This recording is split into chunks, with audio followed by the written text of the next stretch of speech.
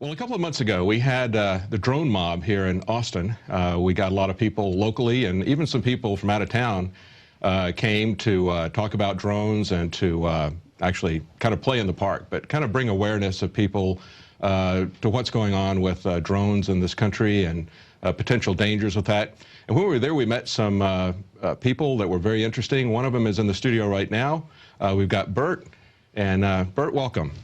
Thank you for coming in.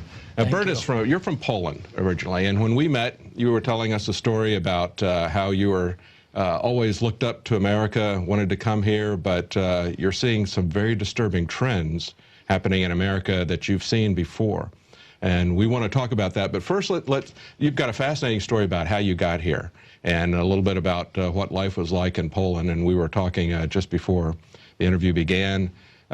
You grew up in, you were born in the mid-50s, so you were kind of at the tail end of Stalin, but you saw some, tell us a little bit of what it was like growing up in Poland under the communists. Growing up in Poland under communist regime wasn't a pleasant experience, because you felt like you're trapped in some kind of cage. You cannot leave, and you have to stay it. And you have to permission of government for everything you do, and permission everywhere you go. Everywhere just papers and rubber stamps, papers and rubber stamps.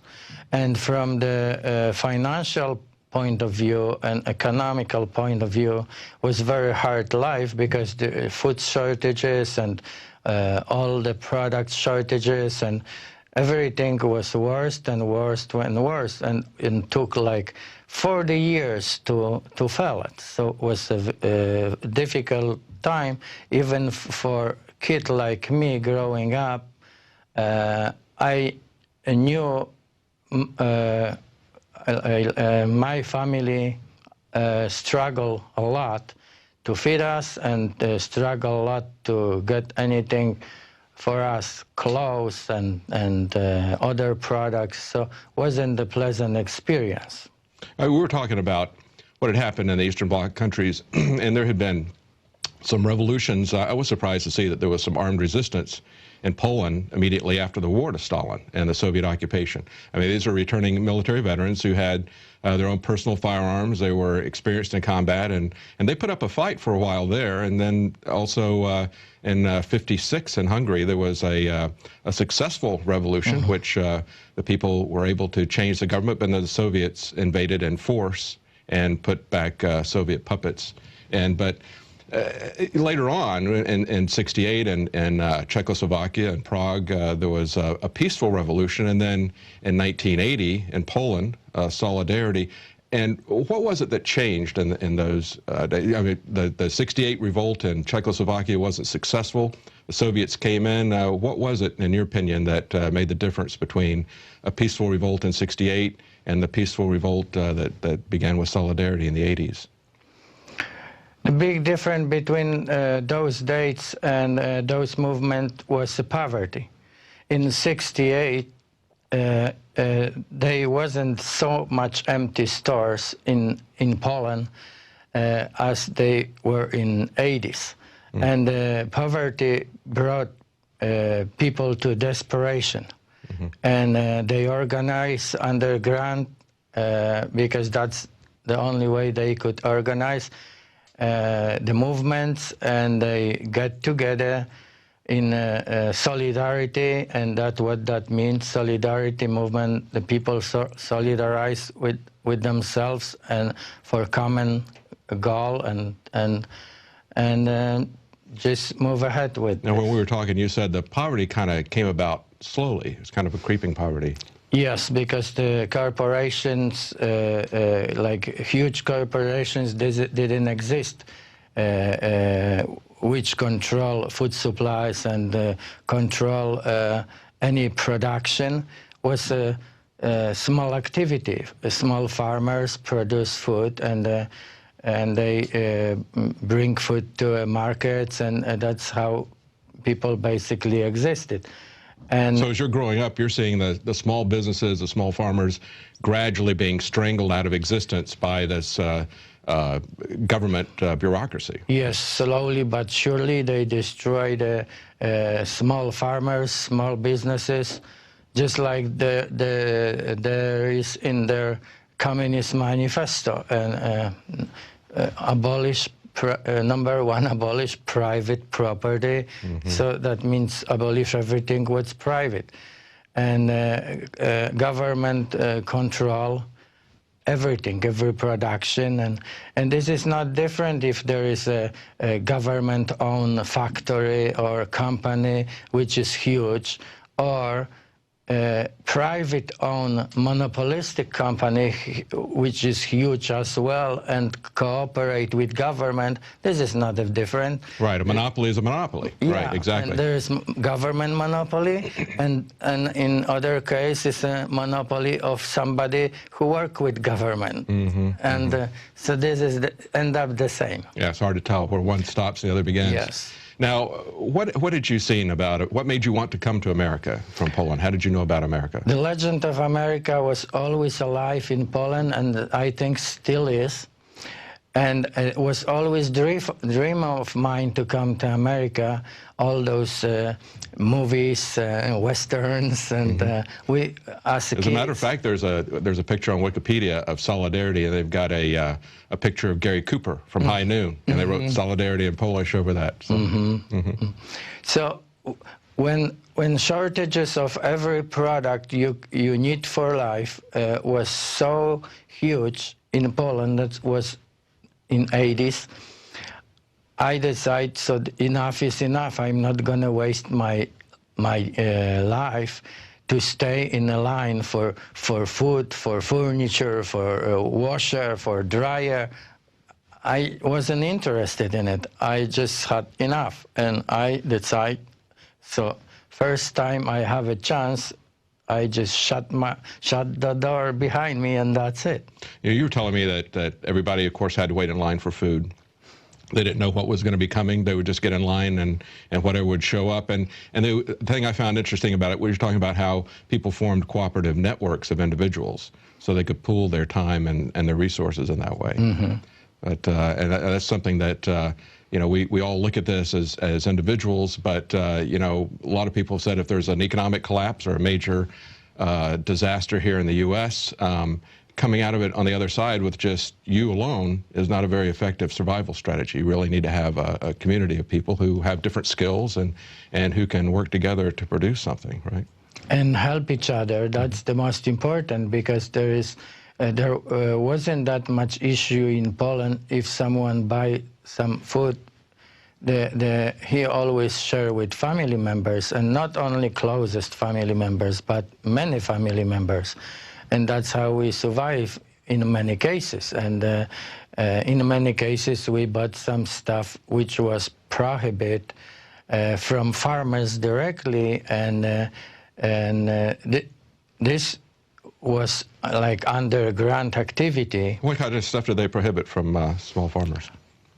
Anything, because they wanted to control everything. Every pig they raise, every cow, every. And we're starting to see that now. I mean, we've seen controls put on things as innocuous as raw milk, but we've also seen in Michigan them coming after pig farmers and things like that to shut them down with a vengeance.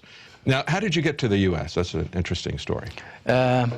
When I decided so enough is enough, I started to study how can I get somewhere to Western world, and I figured out so I would be the most happy to go to America, and because it was very far away and very difficult to swim there, so I decided to fly. So I bought the trip to Cuba, and Cuba was a communist country, so I sneaked them off a little bit, and pretending to going to Cuba, I just escaped in Montreal. I studied how the plane fly over there, and because wasn't enough fuel to fly directly to Havana, I knew it. The plane gonna have to land in Montreal for more fuel, and this against the Canadian law for people to stay on the plane when they fuel the plane. So everyone needs to leave for the special transit area, and in that area, officer of immigration always was there. So I just walked to that officer, and I didn't have to say much. I just Well, you said you didn't even speak English when you came. No, I didn't, and I just hang him a passport, and he knew what I want. An interesting story was on the plane, because on every plane like that was the agent of the government? Government agent. Secret police? Secret police, like maybe not like KGB, but kind of. Like Homeland Security, maybe? And he wear leather jacket, black leather jacket, long one. And that's how we recognize them in many cases. And it was so funny because I just, with my views and my expressions and my opinions, which I couldn't keep my mouth shut, so I tried to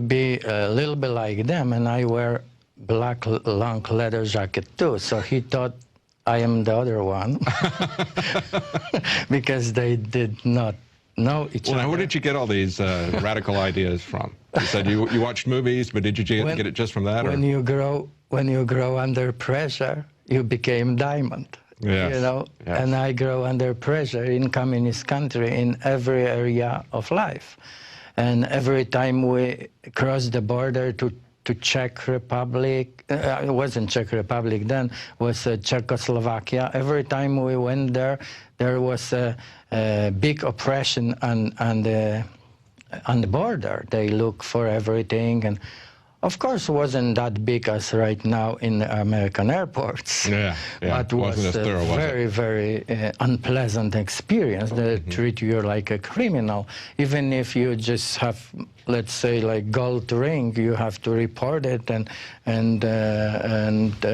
they wanted to know absolutely. And in many cases, they steal from you things, like in the name of the law. It says, you're not allowed to bring this through the border, and you have to give it to us now.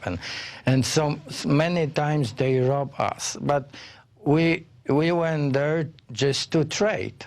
Trade some things what the Czech didn't have it and Slovak didn't have.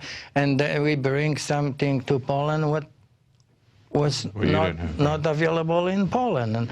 And between that, we make some money, and we have a little bit better chance to survive. So you just assume it's the cost of business having to go through the thieves at the border? Yes, and I travel a lot. And after I came to America, I travel between America and Poland many times a year. But when this craziness started after 9/11, this experience in those airports are even worse than I lived through back in 17 and 80s in Poland. So I'm not traveling right now at all. Like 7 years, I was only once in Poland.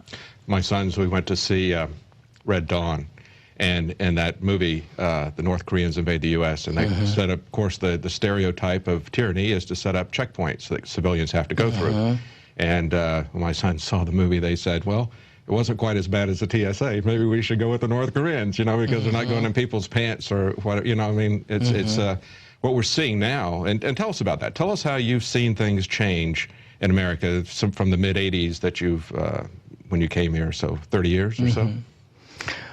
I would like to, I have no bad intentions towards America. America was my dream and still is. And I just wanted to explain myself, my point of view on the issue. America, for Americans who are born in America, is like a mother. And for me, it's not, and they love America like you love your mother. And for me, it's not like a mother. It's like a wife. I choose it, and I love like a wife. So anything I say is for benefit. I have in mind so somebody listen to what I say and benefit from it and wake up, because we are heading the same direction, even worse, because this equipment right now and technology and technique involved in all this spying and searching and those cameras wasn't available in 1970s and 80s, so only like manual searching. And right now, and we were talking wow, this is high tech. This is very, very high tech operation. We were talking earlier, and you said, I asked you how it compared. Did you feel like you were living in a police state like East Germany, which is very, the Stasi, which is very archetypal about that? And you said it wasn't as bad because there weren't as many people who were willing to sell out to the state. But with technology, you don't need a lot of people to sell out to the state, and they can go in more detail and more thoroughly into your life than they were ever able to do in East Germany or the Soviet Union. That's why we need to be involved. I always believe America is land of opportunity. But right now, I want American people to understand this is not a land of opportunity for job or business. Right now it's land of opportunity to save this country. So everyone who have a peace of mind and common sense should get involved and introduce legislation, because there is a absolutely waterfall of legislation which is absolutely garbage, is bad. We need to cut this off. We people with the right hearts and the right minds, we need to introduce legislation in America. Maybe this is a good idea to introduce legislation if some congressman or senator who should represent our interest introduce a bill which is in contradiction with the Constitution, he should be automatically leave the office. He should not be allowed to be a congressman anymore. Only shadow of the doubt, so this is contradictory with the Constitution of United States, and I have enemy always. Great. Great. Only this. If you just read this, just read it, just study, and you know what's in it, and this is the highest law of this country. And if we do not obey, if we do not protect it, if you not defend it, we're going to lose it. And if we lose this country, what we going to have? Is this worth it to keep the house and be a slave? Is it worth it to have a nice car and being a slave? It's not worth it. I'm telling you. The most thing is how do you recognize if you in the country, and it could be any country on the face of the earth, and if you're afraid of police, it's tyranny. If police is afraid of you, that's freedom. Yes. And this works every time in every country. And you start think, please think. Are you afraid of police in America, or are they afraid of you? If they disarm you, do they leave those arms who ban on you? Do they leave for themselves to have it? They do. And that just came out. This is not disarming. Because, sorry to switch the subject, but there is a leaf, marijuana leaf. I never use it. I don't know what it is, but I know it's banned. It's banned for everybody. Yeah, for police too. Yes, but when they ban guns, do they ban for us only, or for police too? No. For military? No. So this is like disarmament of one group of people only. If we disarm one group of people only, the other group gonna be masters of the group without arms. Absolutely. And how this gonna end up? It's gonna end up mass killing. Always happened. Yes. Mao, Stalin, Hitler, always happened. Always. There's no other way to go, because the group with the arms are ruling those who doesn't have the arms. That's right.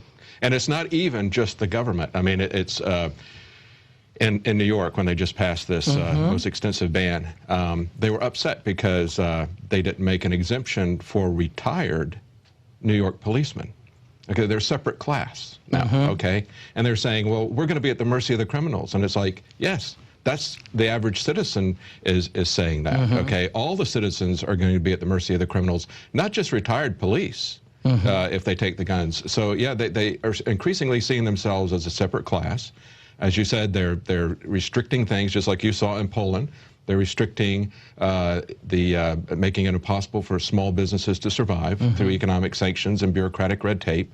And then they're destroying our liberties, not just the Second Amendment, but they're destroying our civil liberties as well, things that you saw there. I mean, in Poland, did you have the right to trial by jury, things like that? Yes, but you have this right, but you didn't have any chance to win. This is different size of the coin. That's right, and we're starting to see that here now as well. Because they are in the same club.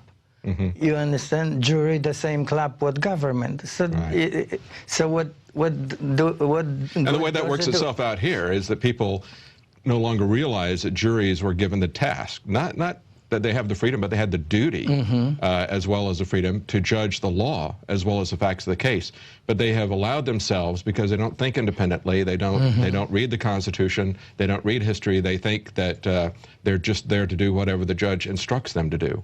And so they become rubber stamps, even if they're not, you know, party apparatchiks like they were in Poland or something like that. Now, you said that you lived under martial law briefly in Poland as well. Is that correct? Yes, I used to live under martial law from 1981 till 1984. And borders, General Jaruzelski shut down the borders, and we couldn't leave the country, and it was very, very difficult. That's why I didn't come to America sooner than 1984. I had the plan to do it in 1981, but for 3 years I couldn't, and then there was no way for small fish like me. Well, Bert, I appreciate you coming on and sharing your experiences, and I hope that it'll help to wake people up. Things didn't change in Poland until people saw the results of communist rule. They didn't see where it was headed. They had to experience it, and I just hope we don't have to experience it here. I hope that through your experiences and warning us what's going to happen, that people can see where this is all leading and do something about it. Is there anything, before we close, is there anything you'd like to tell people? I would like to ask American people, I would like to warn them. There is something what even didn't happen in communist regime. Poisoning. Poisoning is the worst thing happening in this country. Watch out. Everything what you put in your mouth may have a poison.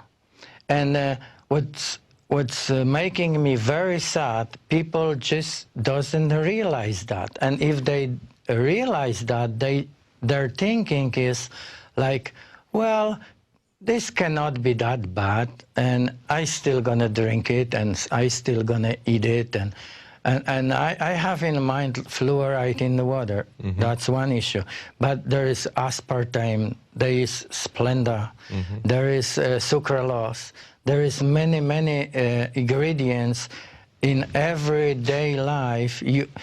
What this country became is like, boy, what can I put in my mouth so I don't poison myself and end up in hospital later? And everything what we are saying here, and you cannot just get this information from TV. The worst poisoning of your brain is a TV set. That's right. And if you please turn that off and start to think. There are some sources you can get the truth, like Infowars.com. You can go on the line and look on those videos like on TV, not different, but the news is different. It's true. It's not filtered. And I appreciate, I started to do it 6 years ago, and because I have this hunger for truth. If we do not know the truth, we're gonna go the wrong direction. And I just realized and have this similarity, what I just wanted to say. Would you keep in your home plant would spray poison all over your house? Wouldn't you? No, you wouldn't. You probably throw out your window because you don't want to get sick of that poisoning. And why do you keep your TV? That's right. This is worse than plant who poison you physically. This is poisoning you mentally. If they look how you react to it. You buy what they want, you vote how they want, and you think how they want. So they got you. They got you by this big screen and bigger screen and a bigger screen. Don't be trapped in it. Just turn off, throw out the window, and start looking for truth. There's many websites, but Infowars.com is the best one. Alex poured his heart out to the people in America. He is the #1 hero in America I found. So stand behind him, please. Stand behind him and do the right thing, what your heart is telling you to do. Don't be wishy-washy. Like I met so many people. I have a situation in America right now. It's a difficult situation. No friends because I wanted to talk true.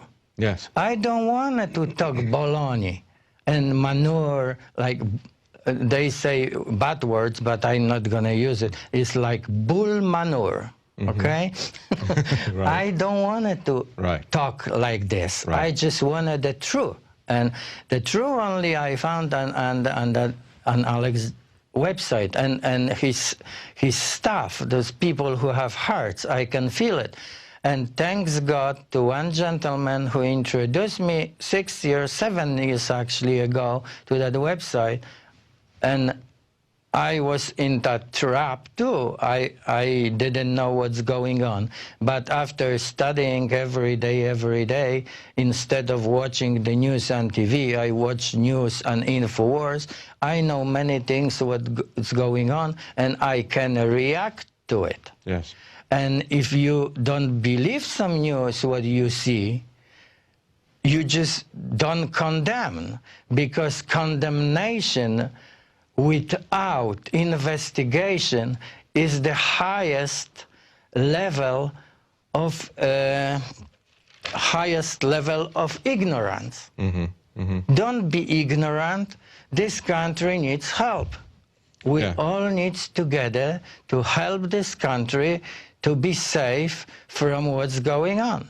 You're talking about the fluoride in the water. We need our water filtered, but we don't need our news filtered, do we? That's right. That's right. We need to get it straight and undiluted so we can make our own determination and educate ourselves. Too many people are caught up in the banalities and the trivialities and the entertainment world. And I guess at this stage, you know, we see 1984 creeping up on us, but right now it's really more like Brave New World, where people are getting seduced by pleasure and triviality and that sort of thing.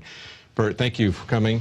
Thank you for waking up and helping to wake up people as to what's going on. Thank you so much. Thank you. My pleasure. Well, as I said, you want to get your water filtered, but you want to get your news unfiltered. It's not just water either. It's also knowing about what's going on with GMO.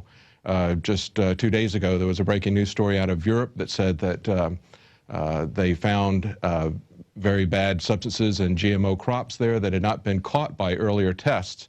And that's the sort of thing, you know, that we've been worried about, as well as massive crop failures once we just go to one particular monopoly crop by Monsanto or some other large corporation, that we could have not only severe health effects from unintended consequences of GMO, but that we could subject ourselves to widespread famine.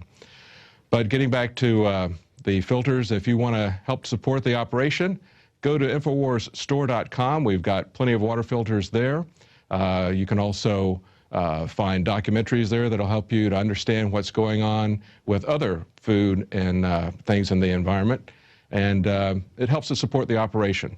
You might also go to Prison Planet TV and sign up for membership there. That helps us with the funding of the operation, as well as you can send that to other people. As many as 10 people at a time can watch Prison Planet TV, and you can pass it out to even more people than that, because that's how many people can watch it on your account simultaneously. Well, that's it for tonight. We hope to see you tomorrow night at 7 o'clock Central, 8 p.m. Eastern. I'm David Knight.